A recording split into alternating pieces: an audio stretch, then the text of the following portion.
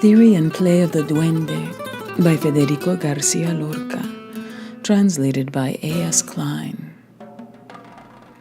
Ladies and gentlemen, between 1918, when I entered the Residencia de Estudiantes in Madrid, and 1928, when I left, having completed my study of philosophy and letters, I listened to around 1,000 lectures in that elegant salon where the old Spanish aristocracy went to do penance for its frivolity on French beaches. Longing for air and sunlight, I was so bored. I used to feel as though I was covered in fine ash, on the point of changing into peppery sneezes. So no, I don't want that terrible blowfly of boredom to enter this room, throwing all your heads together on the slender necklace of sleep, and setting a tiny cluster of sharp needles in your, my listener, eyes.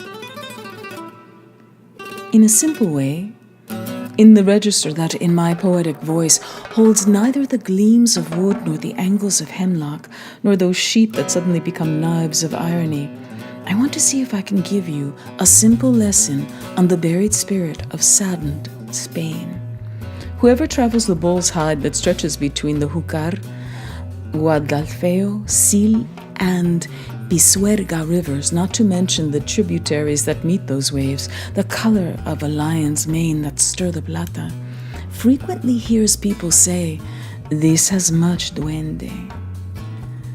Manuel Torre, great artist of the Andalusian people, said to someone who sang for him, "You have a voice, you understand style, but you'll never ever succeed because you have no duende." All through Andalusia, from the rock of Jaén to the snail shell of Cadiz, people constantly talk about the duende and recognize it whenever it appears with a fine instinct. That wonderful singer, El Lebrijano, creator of the Debla, said, "On days when I sing with duende, no one can touch me." The old gypsy dancer La Malena once heard Brylowski play a fragment of Bach and claimed, "Ole, that has duende," but was bored by Gluck, Brahms, and Milhaud. And Manuel Torre, a man who had more culture in his veins than anyone I've known, on hearing Falla play his own Nocturno de Generalife, spoke this splendid sentence: "All that has dark sounds has duende," and there's no deeper truth than that. Those dark sounds are the mystery, the roots that cling to the mire that we all know, that we all ignore, but from which comes the very substance of art. "Dark sounds," said the man of the Spanish people, agreeing with Goethe, who, in speaking of Paganini, hit on a definition of the duende, a mysterious force that everyone feels and no philosopher has explained. So then, the duende is a force, not a labor, a struggle, not a thought. I heard an old maestro of the guitar say, "The duende is not in the throat, the duende surges up inside from the soles of the feet," meaning it's not a question of skill, but of a style that's truly alive, meaning it's in the veins, meaning it's one of the most ancient culture of immediate creation.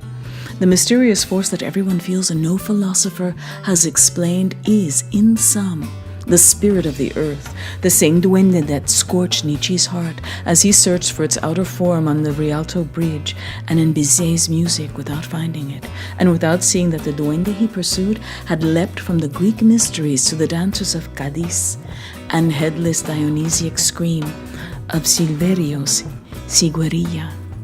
So then, I don't want anyone to confuse the duende with the theological demon of doubt at whom Luther, with Bacchic feeling, hurled a pot of ink in Eisenach, nor the Catholic devil, destructive and of low intelligence, who disguised himself as a bitch to enter convents, nor the talking monkey carried by Cervantes Malgesi in his comedy of jealousies in the Andalusian woods.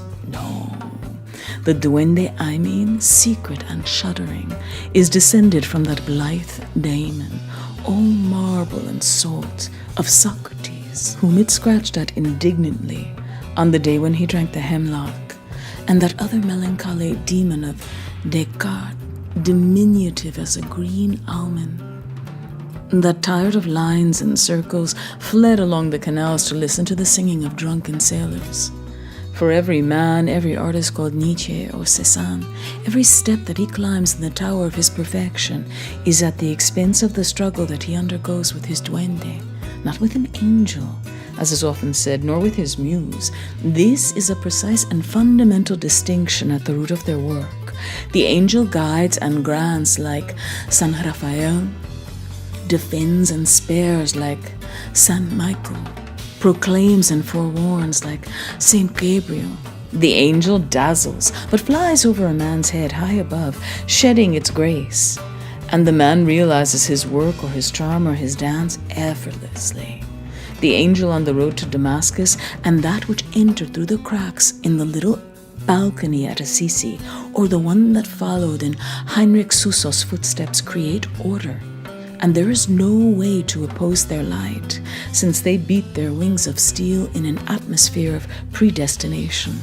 The muse dictates and occasionally prompts. She can do relatively little since she's distant and so tired. I've seen her twice, that you'd think her heart half marble. Muse poets hear voices and don't know where they're from, but they're from the muse, who inspires them and sometimes makes her meal of them, as in the case of Apollinaire, a great poet destroyed by the terrifying muse, next to whom the divine angelic Rousseau once painted him. The muse stirs the intellect, bringing a landscape of columns and an illusory taste of laurel. And intellect is often poetry's enemy, since it limits too much, since it lifts the poet into the bondage of aristocratic fineness, where he forgets that he might be eaten suddenly by ants, or that a huge arsenical lobster might fall on his head, things against which the muses who inhabit monocles or the roses of lukewarm lacquer in a tiny salon have no power. Angel and muse come from outside us. The angel brings light, the muse form. Hesiod learnt from her. Golden bread or fold of tunic, it is her norm that the poet receives in his laurel grove, while the duende has to be roused from the furthest habitations of the blood. Reject the angel and give the muse a kick, and forget our fear of the scent of violets that 18th century poetry breathes out, and of the great telescope in whose lenses the muse, made ill by limitation, sleeps. The true struggle is with the duende. The roads where one searches for God are unknown, whether by the barbaric way of the hermit or the subtle one of the mystic, with a tower like St.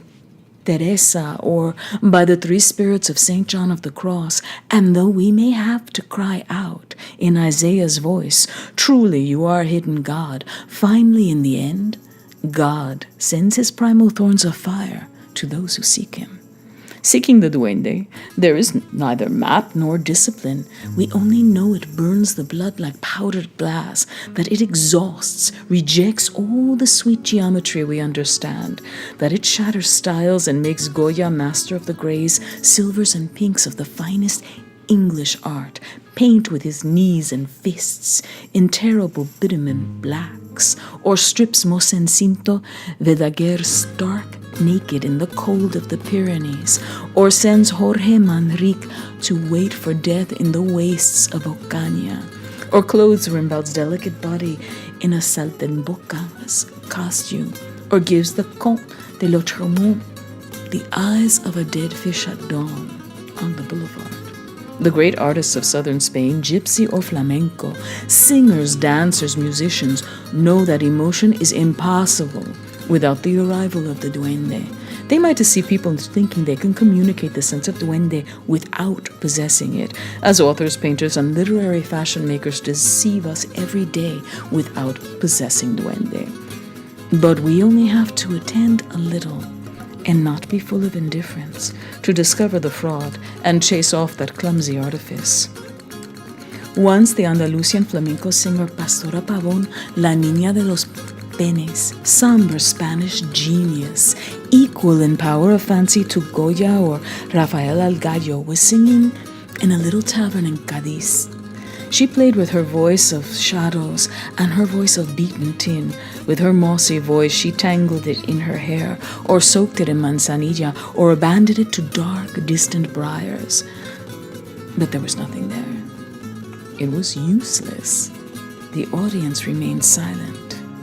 In the room was Ignacio Espelata, handsome as a Roman tortoise, who was once asked, "Why don't you work?" and replied with a smile worthy of Argatonius, "How should I work if I'm from Cadiz?"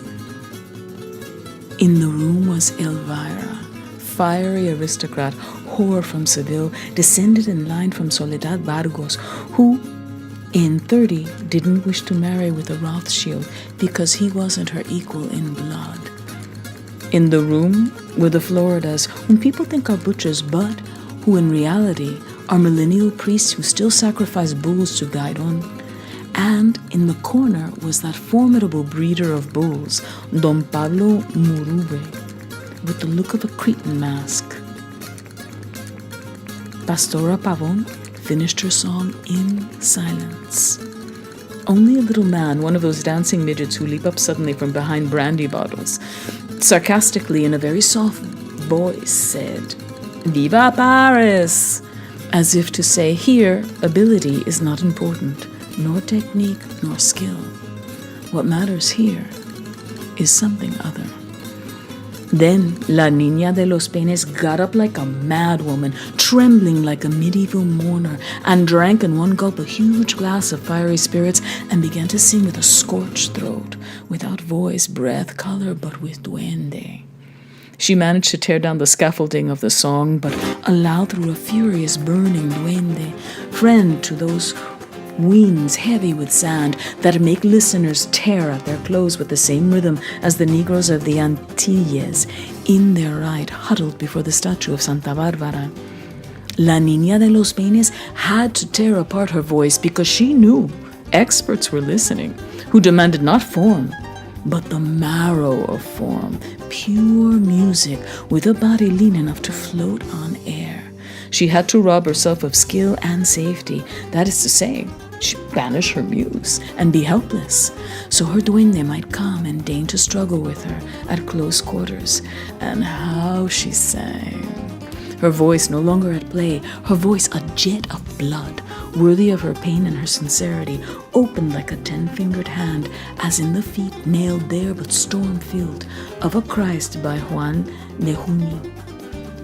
The arrival of the duende presupposes a radical change to all the old kinds of form, brings totally unknown and fresh sensations with the qualities of a newly created rose, miraculous, generating an almost religious enthusiasm.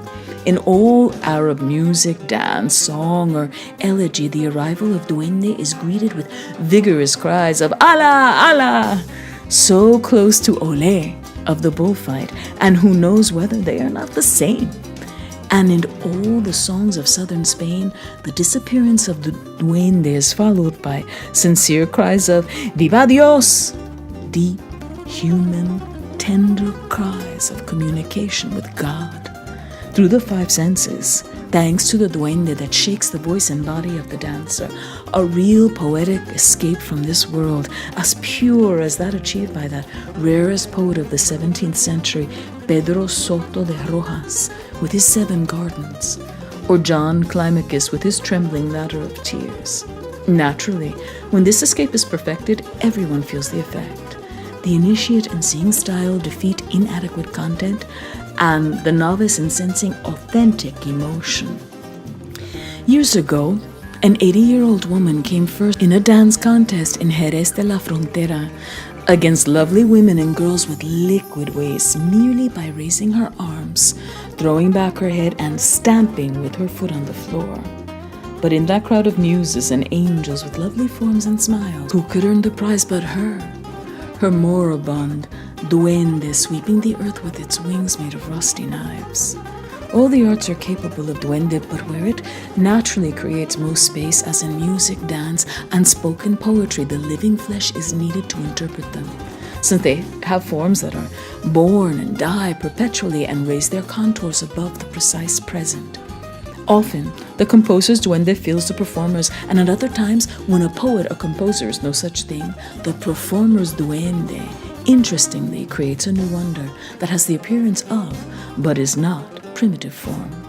This was the case with the duende-haunted Elonara Duse, who searched out failed plays to make triumphs of them through her inventiveness, and the case with Paganini explained by Goethe, who made one hear profound melody and vulgar trifles, and the case of a delightful young girl in Port St. Mary's, whom I saw singing and dancing that terrible Italian song O Mari, with such rhythm, pauses, and intensity that she turned Italian dross into a brave serpent of gold.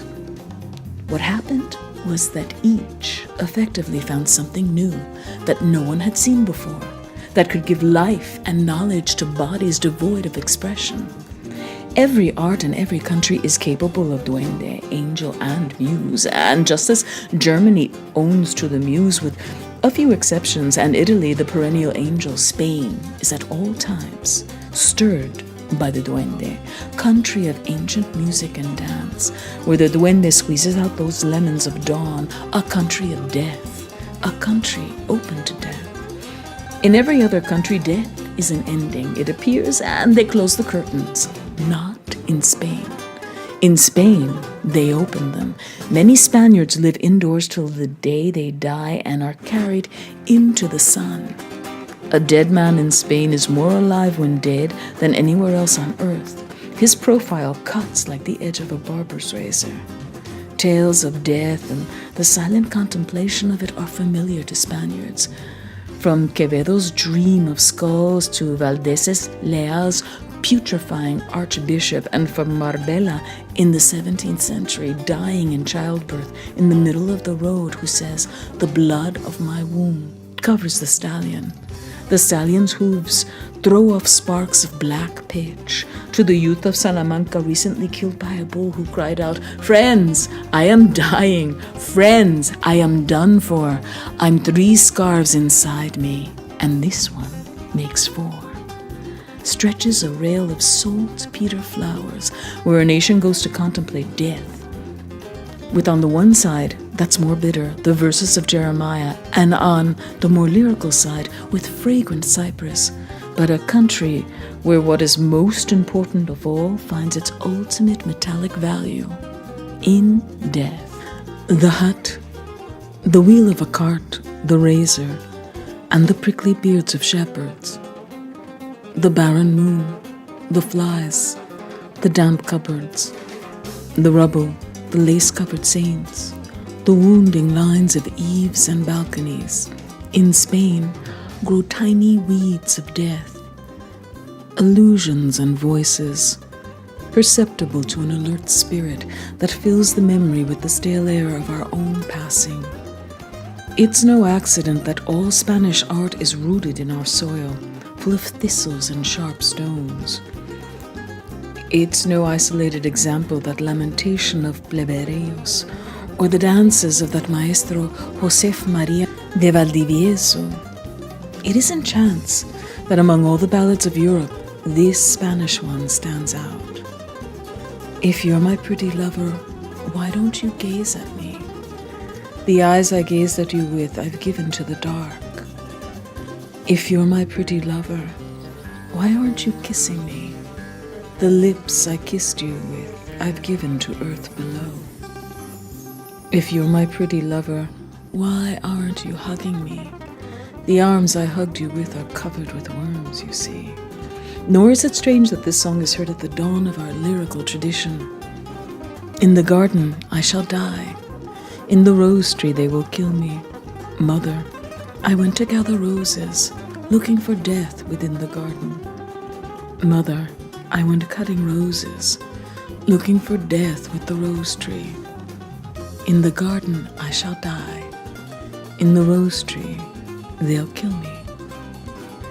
Those moon-frozen heads that Zurbarán painted, the yellows of butter and lightning in El Greco, Father Siguencia's prose, the whole of Goya's work, the apse of the Escorial Church, all polychrome sculpture, the crypt in Duke of Osuna's house, the death with a guitar in the chapel of Benaventes in Medina de Rio Seco, equate culturally to the processions of San Andrés de Tecido, in which the dead take their places, to the dirges that the women of Asturias sing with their flame-bright torches in the November night, to the dance and chanting of the Sibyl in the cathedrals of Mallorca and Toledo, to the dark in Ricord of Tortosa, and to the endless Good Friday rituals which, with the highly refined festival of the bull, form the popular triumph of death in Spain.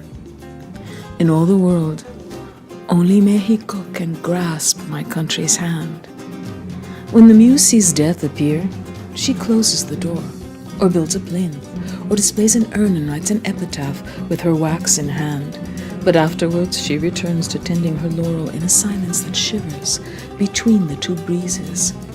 Beneath the broken arch of the ode she binds, in funereal harmony, the precise flowers painted by 15th century Italians, and calls up Lucretius's faithful cockerel, by whom unforeseen shadows are dispelled. When the angel sees death appear, he flies in slow circles, and with tears of ice and narcissi weaves the elegy we see trembling in the hands of Keats, Villasandino, Herrera, Becker, and Juan Ramón Jiménez. But how it horrifies the angel if he feels a spider, however tiny, on his tender rosy foot.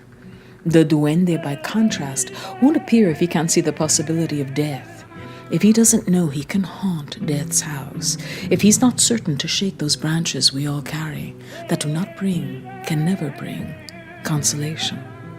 With idea, sound, gesture, the duende delights in struggling freely with the Creator on the edge of the pit. Angel and muse flee with violin and compasses, and the duende wounds. And in trying to heal that wound that never heals lies the strangeness, the inventiveness of a man's work. The magic power of a poem consists in it always being filled with duende, in its baptizing all who gaze at it with dark water, since with duende it is easier to love, to understand, and to be certain of being loved and being understood. And this struggle for expression and the communication of that expression in poetry sometimes acquires a fatal character. Remember the example of the flamenca duende-filled Saint Teresa. Flamenca not for entangling an angry bull and passing it magnificently 3 times, which she did, not because she thought herself pretty before Brother Juan de la Miseria, nor for slapping His Holiness's nuncio, but because she was one of those few creatures whose duende, not angel, for the angel never attacks anyone, pierced her with an arrow and wanted to kill her for having stolen his ultimate secret, the subtle link that joins the 5 senses to what is core to the living flesh, the living cloud, the living ocean of love, liberated from time.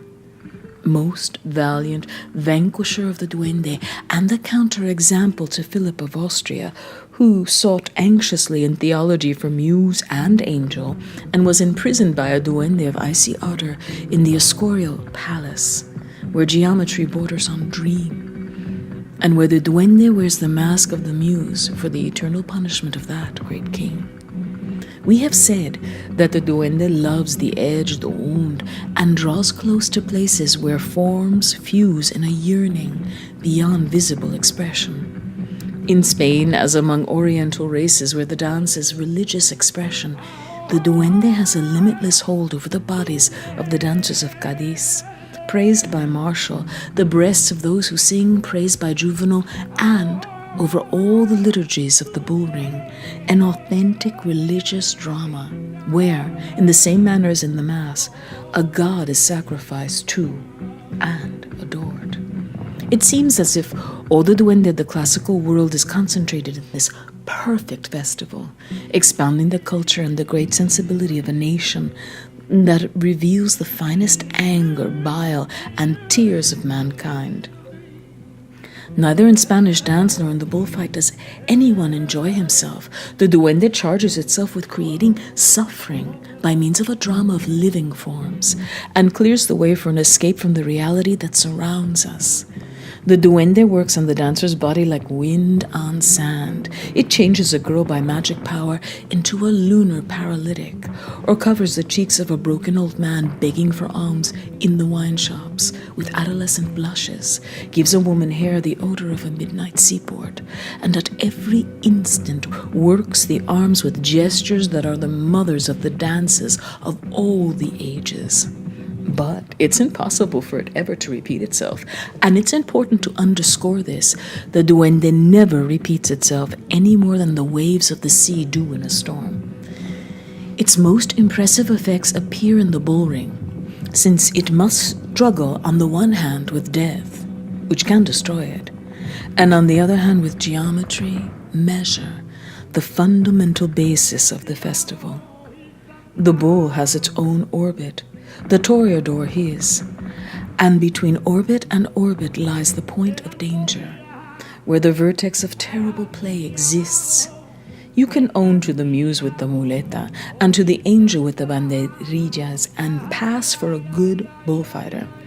But in the work with the cape, while the bull is still free of wounds, and at that moment of the kill, the aid of the duende is required to drive home the nail of artistic truth.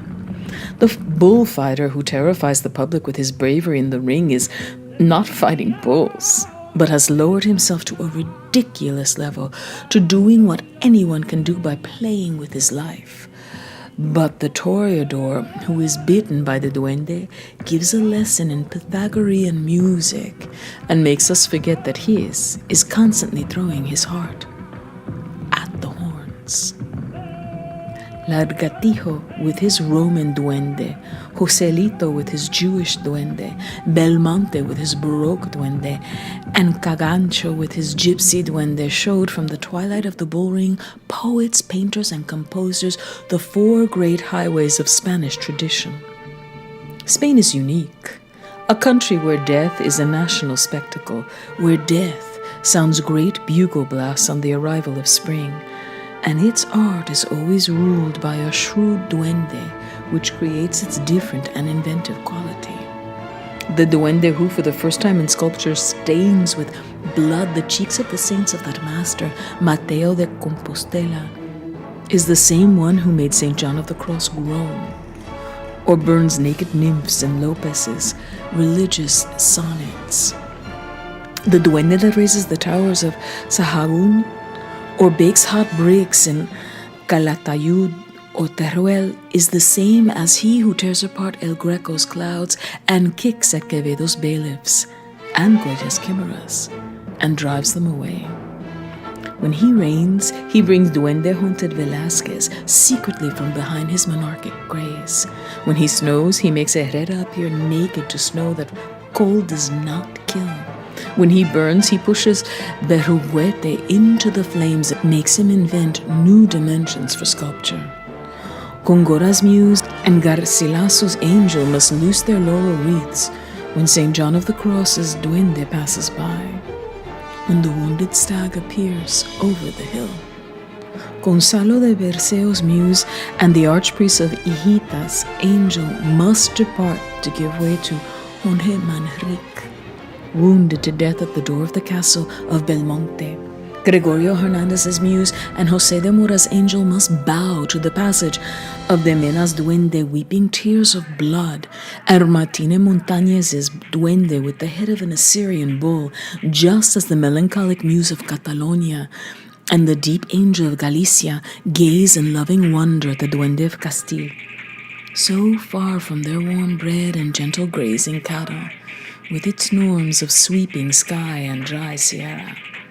Quevedo's duende and Cervantes's, the one with green anemones of phosphorus, the other with flowers of Ruidera gypsum, crown the altarpiece of Spain's duende. Each art, as is natural, has a distinct mode and form of duende, but their roots unite at the point from which flow the dark sounds of Manuel Torre, the ultimate matter, an uncontrollable mutual depth and extremity of wood, sound, canvas, word. Dark sounds behind which, in tender intimacy, exist volcanoes, ants, zephyrs, and the vast night pressing its waist against the Milky Way. Ladies and gentlemen, I have raised 3 arches with clumsy hands placed within them the Muse, the Angel, and the Duende. The Muse remains motionless. She can have a finely pleated tunic or cow eyes like those which gaze out in Pompeii. At the four-sided nose, her great friend Picasso has painted her with. The Angel can disturb Antonello Damascena's heads of hair, Lippi's tunics, or the violins of Masolino or Rousseau. The Duende? Where is the Duende? Through the empty archway, a wind of the spirit enters, blowing insistently over the heads of the dead, in search of new landscapes and unknown accents. A wind with the odor of a child's saliva, crushed grass, and Medusa's veil, announcing the endless baptism of freshly created things.